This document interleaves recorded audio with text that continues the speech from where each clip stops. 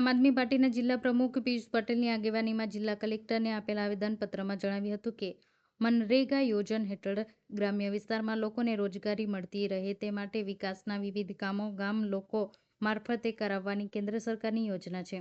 આ યોજના હેઠળ સામાન્ય રીતે નવા ચેક ડેમ બનાવવા, રોડ રસ્તા બનાવવા, તળાવો ઊંડા કરવા વગેરે કામોમાં સ્થાનિક લોકોને રોજગારી આપવામાં આવે છે.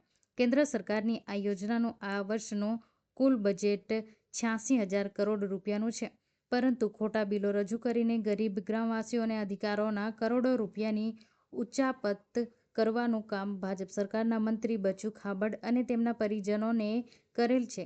આમ છતાંય આ કૌભાંડની મંત્રી ઉપર પગલાં લેવાની વાત તો દૂર રહી સરકાર એનો બચાવ કરી રહી છે અને કૌભાંડી મંત્રી હજુ પણ પદ પર બેઠેલ છે.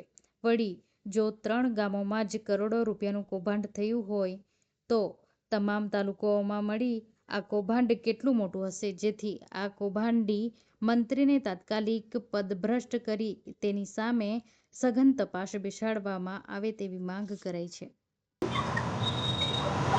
કેન્દ્ર સરકારની વર્ષની 86,000 કરોડની જે ગ્રાન્ટ આવી રહી છે મનરેગા યોજના હેઠળ, ત્યારે તાજેતરમાં જ આપણે સૌએ જોયું કે ભાજપના મંત્રી એવા બચુભાઈ ખાબડના બંને પુત્રોએ જે કૌભાંડ કર્યું છે અને આજે એમની ઉપર તપાસ ચાલી રહી છે.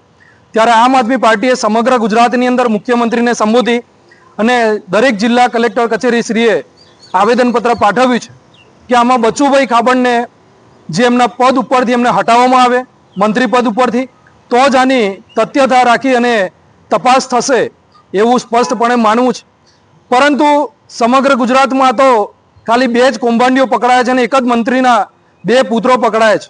પરંતુ જો ભાજપનો આવો કૌભાંડો જો તપાસ કરવામાં આવે ગામડે ગામડે અને શહેરે શહેરે, તો ઘણા બધા ધારાસભ્યો પણ બહાર આવે એમ છે, ઘણા બધા મંત્રીઓ પણ બહાર આવે એમ છે. ઘણી બધી યોજનાઓમાં આ લોકો બારોબાર જે કૌભાંડો કરી રહ્યા છે એની ઉપર નિષ્પક્ષ તપાસ થવી જોઈએ એવી માંગ સાથે આજે ભરૂચ જિલ્લા કલેક્ટરશ્રીને અમે આવેદનપત્ર પાઠવવા માટે આવ્યા છે.